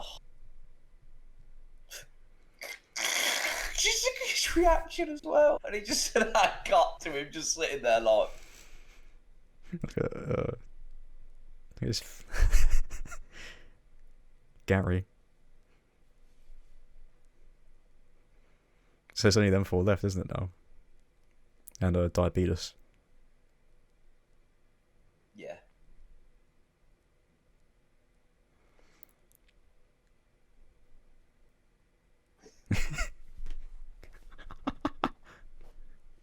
That's so good. Look at his face. Another fade to black. Because it passes time, you don't know how long has passed. Yeah, that's what the criticism that worked alright. I think it was just beginning earlier where you know you need to use that, but like a lot of people are like, why are you doing that? John Carpenter was like, no, leave them. See, there's only 20 minutes left of this film. It just goes like that. Oh, it's that's why honestly, I said it's the perfect film. If anyone's seen it before, this is such a recommend. It is the perfect film. Like, it's so good. I think they got their ropes on there, like they're going zip lining. Zip line. That was definitely filmed in British Columbia. That bit, I don't think they'd be able to hide that bit. Again, this could have been in LA quite easily. It could have been Fuchs that went and infected him. Because he went outside. Yeah, good shout. Oh, wait, of course, the door was open then, wasn't it? Yeah, of course. Yeah, so we got the narrative now. He definitely, when he was going insane, smashing up, we weren't thinking that far ahead. The thing wasn't being that clever. He was alright. Someone got in there, infected him. At some point. Fuchs. Yeah, most likely because of that shadow or whoever it was infected him. Palmer maybe infected him there, and then he went off. Yeah, and he's building his little Mario Kart down here. Mario Kart. He's playing Minecraft. She was, ooh. I found the diamond. You ever played Minecraft? Yeah, I mean Gwen used to. Really? Oh, I want to do I want to do a. It's so popular. It's so hot right now, Minecraft. So I want to do some streaming of Minecraft. Do some Minecraft streaming. Yeah, I'll play Minecraft. Yeah, me and Gwen make our little lot work. Which you make the little house and little chicken. Like go down there and get all the stuff on like hardcore, and I'm just down in the dark, like drums in the deep. Jack dug too greedily. Oh, it's so cool the way he's making a little saucer down there. Yeah. It's funny how it just looks like an alien ship as well. They didn't try and make anything interesting. It's like, yep, saucer. See, this is what I don't get the time frame of how long that's been built for. Well, how many arms and legs can the thing just create? Like, it could just be like... It's a giant frying pan. Yeah, see? stole the parts in the helicopter. So he could have been the thing the whole time, and he was just destroying all that stuff to take the equipment from it.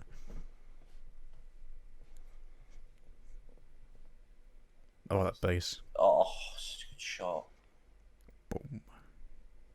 That's such a good panning shot. This is just the same note over and over again, but it just adds just that dread. That I love shots like that, because when you got the tracking, it just goes side, but panning, it will pan and go up, and then it went into like a POV shot as well. I love it how it like combines the shots like that. Could have been Wilfred Brimley's. Yes, actually, yeah. That's Ghost. Don't trust Shepard. Ghost. Oh, it's Charles. No, yeah, it is, isn't it? Yeah, it's Charles. So So that's it now. So this is the thing now. This is a huge, like, the end act now. Yeah, is Charles the thing? Charles' gone and power goes out. Well, because they say at the end he hasn't got any breath. Yeah, that's a big thing you come to. Yeah, you see, that's been debated quite a lot, and saying like, no, like that's what I said to you. The issue they had about coming, and then people had theories about it. Was it just a mistake? Well, I think you say you do see him. You do see it at some point, don't you? It's just because the think, light's on him. Kurt Russell's doing it. You're dragging it, the cigarettes, to emphasise it, and they said if it is filmed in LA, they did try and make note of it, but in a set. So yeah, this is it now. We're at the part here where he's like, we're like, we have to kill it. If it bleeds, we can kill it. Oh, he's so good in this, Kurt Russell.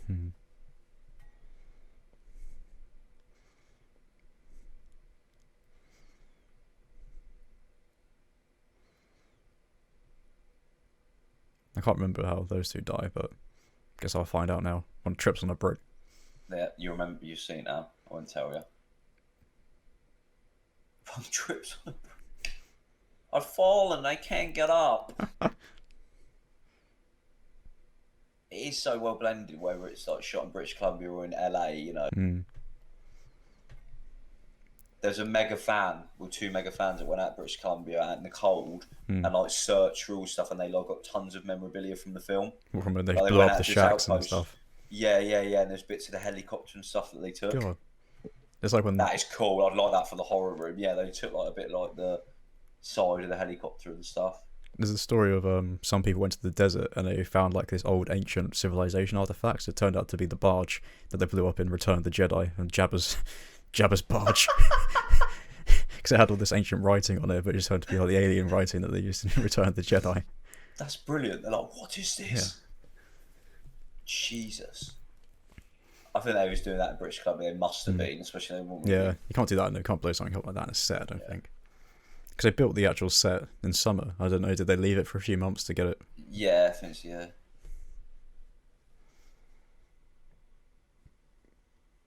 One of them doesn't die Saving Private Ryan style, about to throw a grenade and it just detonates in his hand. Willie Pete? He's got socks covered in tar.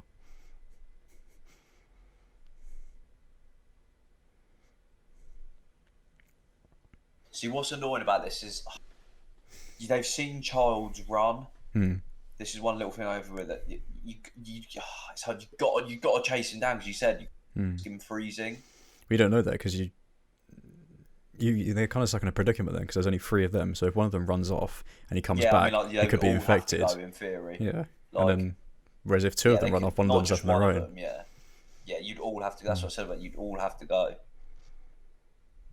So at what point was Charles infected? Or was he? That's the thing.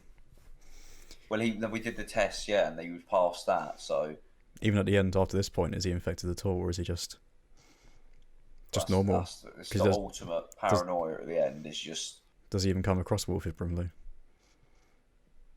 Does he even give him his diabetes? Diabetes. Well, I first got diabetes. Oh, he's such a legend. Yeah.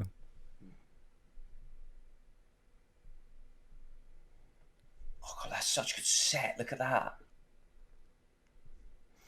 They don't even make sets like this anymore. You know what I mean? When it's like you see this like full centered shot, and it's like, I don't know. It's sets even nowadays just don't even seem like this. Like I can't think of a film recently that used, as in the set was built. They either go to a real place, or it's a green screen. A real house, or Attack of the Clones. Yeah, they've all built sets. Yeah. The things they did, they just filled a green screen as well. Yeah. I'll talk to it when we get to the end of it. There's another cool little fact with Kurt Russell. His name Niles. It's quite sad how I know a lot of this just off by heart. It's not sad, it's your passion. Well, no, it's just, this is what I just... It's just so good, this film. I can't get over it. Like, this thing, I watched it now. Like, I could watch it again tomorrow. It's just good. And I said, there's some stuff, like you said, or you even just noticed that I pick up on as well, and I've never seen before. Oh, I can't wait for you to see. Yeah, you don't remember, yeah. This is good. I know it bursts out of the floor at some point.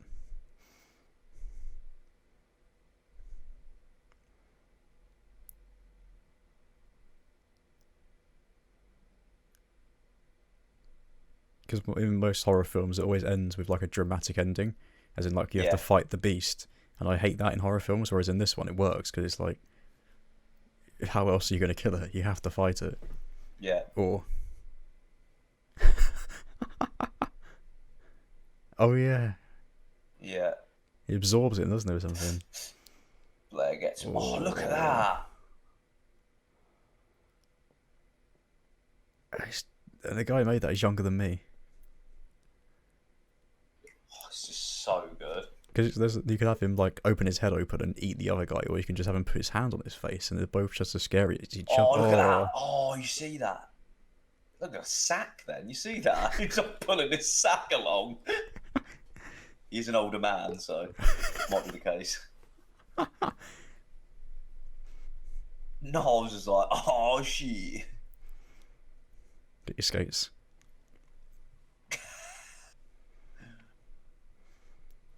I forgot that. This. Yeah, that's brilliant. I was waiting because I was like, oh, he's forgotten a bit, and that's such a good bit. How did you come up with that, older Rob? I'd love to be in like their like screenwriting bits and the like actual production process and pre-production process, sitting at a table being like, coming up with it. Oh, this was so good.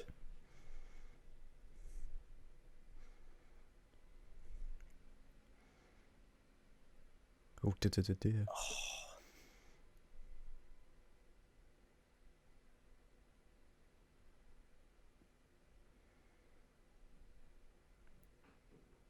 It just builds the tension. Like, there's no music, because that's such a good thing about these films. Is John Carpenter's music builds the tension, and then no music builds the tension, just as well.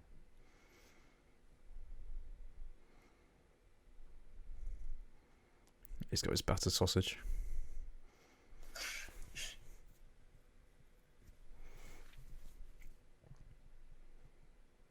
Oh, that's a miniature, isn't it? Yeah. Oh god, they're so good.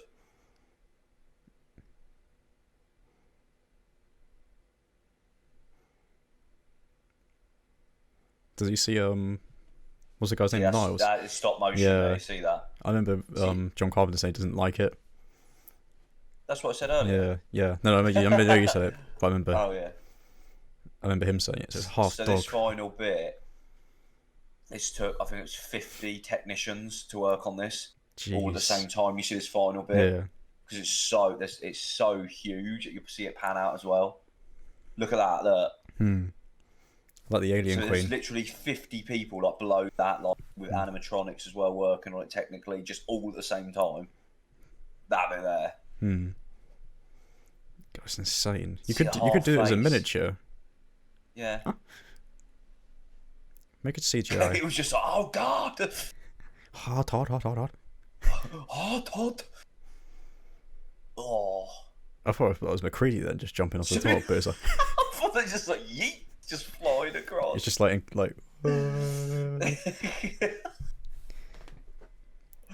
Be good. What an explosion. What an explosion. And he's just walking out just with his sunglasses off, just like. Don't look at it. You know, that's the thing. You can't look at it. Is that the final fight? It's quite shorter than I remember it being. I thought he was being chased. No, I mean that fight scene at the end. I thought it was about 10 minutes of him chasing it and being chased by it. No, it's quite short. That's good though. Yeah.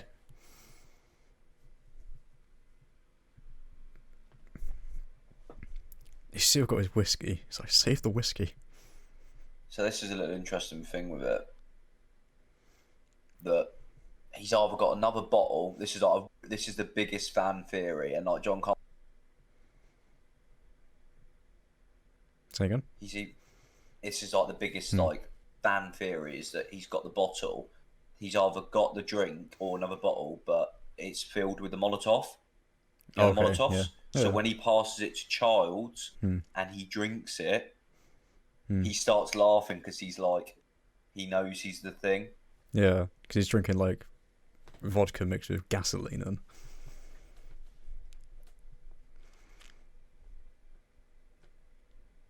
I definitely know that John Carpenter has commented and said like it's your interpretation. There's no definitive answer of what's happened here. Well, that's the point. Yeah, because it makes you feel like you're in the squad with them, like you're one of them, and you don't know who. If you get what I mean. Yeah.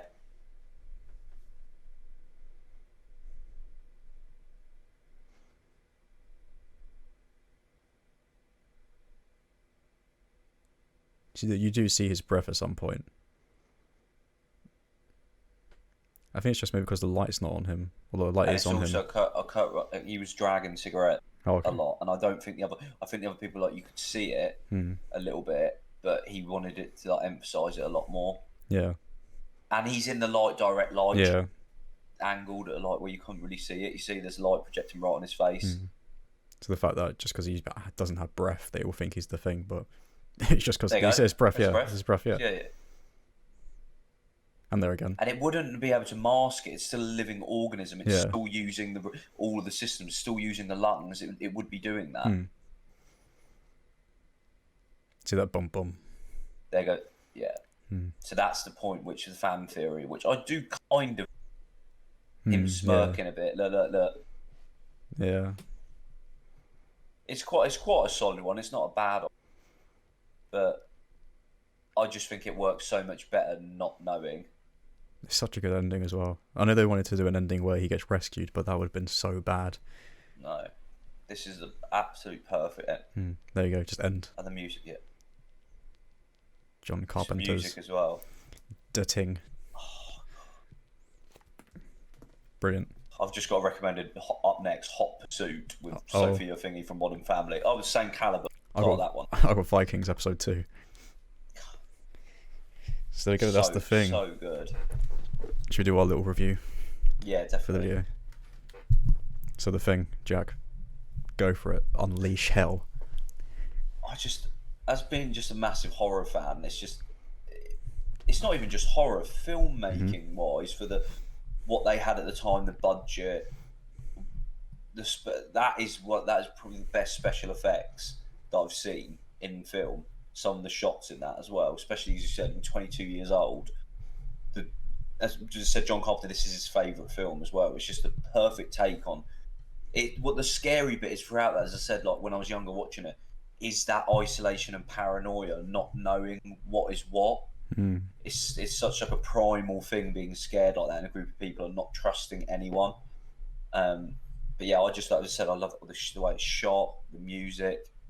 NCO is just, that's such good score. It's so simple as well. I remember that got criticised at the time as well, where it's just like, you'd be the expert here, what instrument or how they do that. Just a John Carpenter's mainly, it's just a synth, just a synthesizer, a Korg synthesizer, or something like that. He just does a synth music. Like Halloween, it's just a synthesizer.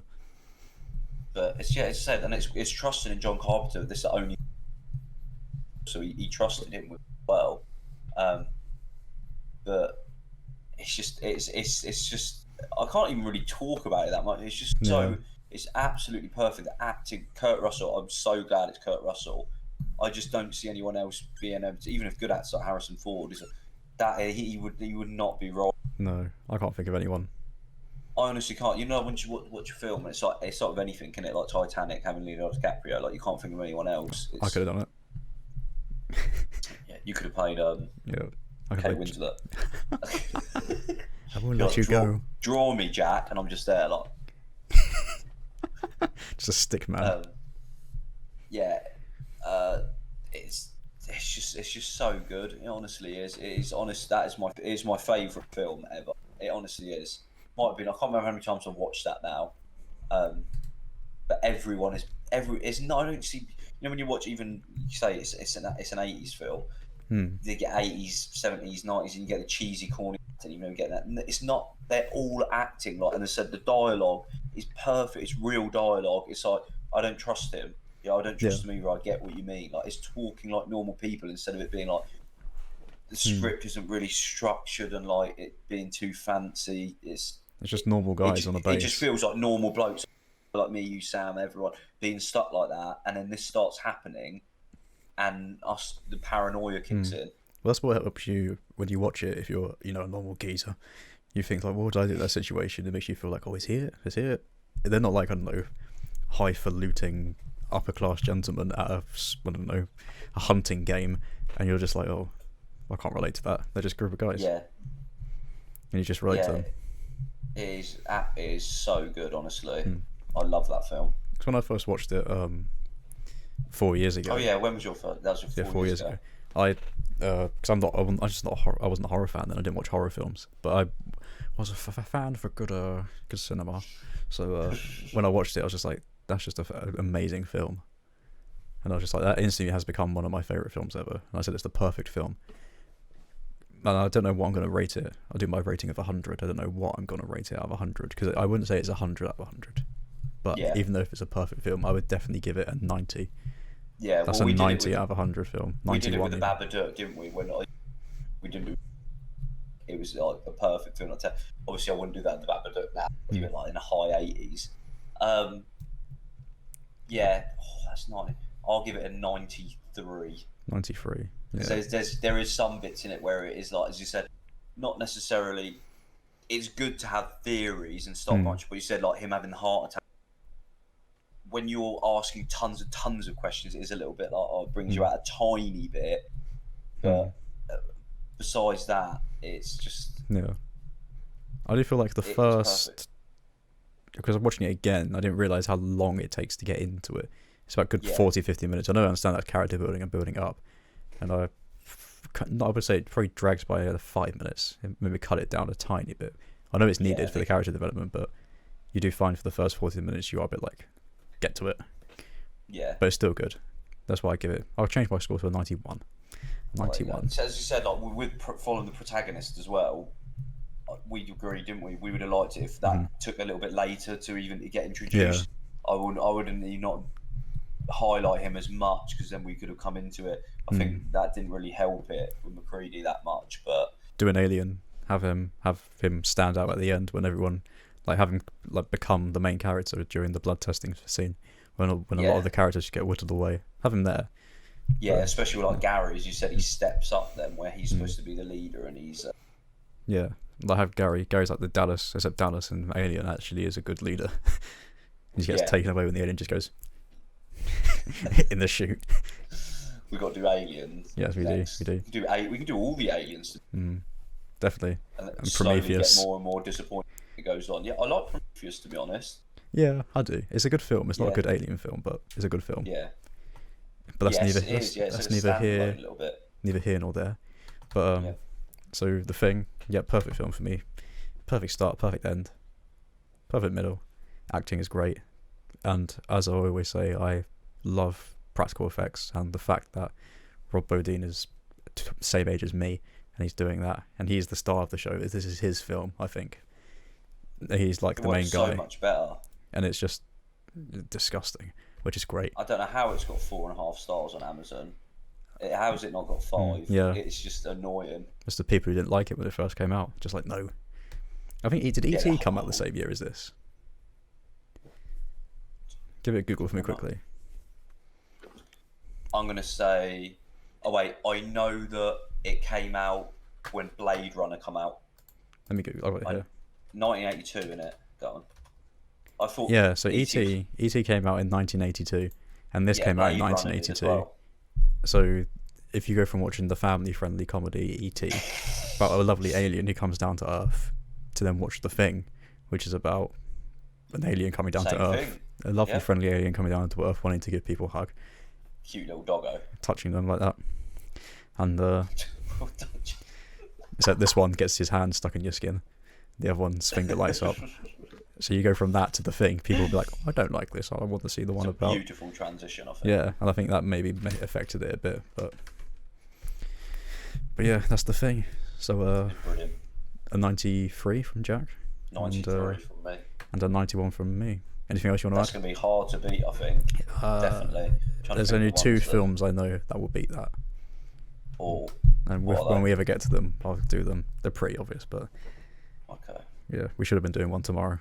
Shrek, yeah. Shrek. That's a good. Anything you want to add? No, it's just perfect. I just love John Carpenter, to be honest. We should just do a thing where we do all John Carpenter movies as well. John Carpenter month. Well, we've got Christine on Netflix. In Christine about the killer car. Oh God, that's John Carpenter. That's so good. That's just really fun as well. That's a really fun film. Good. We got to do The Fog. That was before this, wasn't it? Yeah, 1980 that was. Yeah, we'll do all those. But I want to do They Live as well. Rowdy Piper. Oh yeah. Born the same day as me, not the same year, but the same day. Yes. But yeah, I'm trying to think anything else to add about the film. No, I think we covered a lot of facts with it as well. I went through all the stuff that I know off my head. Good cinematography by Dean. I think it's Dean Cundy, something like that. Yeah. He did Halloween, and it really it's just that sense of dread that it just makes, like, minimal score. I just love minimal films. I love, apart from obviously the practical effects are minimal. They're crazy, but everything else, it's insane practical effects in a minimal film, which is good. Basically, yeah. Which and it just fits in so well. It all flowed really well. Worked really well together. You like each character, like the Fuchs guy. Yeah, you do. Just dies, and him and McCready have like the closest connection, and he just dies off screen, and you don't know what happens, and you're just like, oh, and it's just you don't know who's going to die next. It shows how brutal it is as well. But it just flows. Everything flows so well. As I say, it all complements the way it's shot, the saturation of it, which then opens up for the special effects. It's honestly, it's perfect. If you haven't seen it before, you have to watch it. It's what, isn't it? It's not even just a thing, people are like, oh, you like culty horror film. It's just like if you even like films, you have to watch this. It's definitely peak cinema. There's no other film like this. There's been ones which have mimicked it and tried to hit isolation and try and nail that.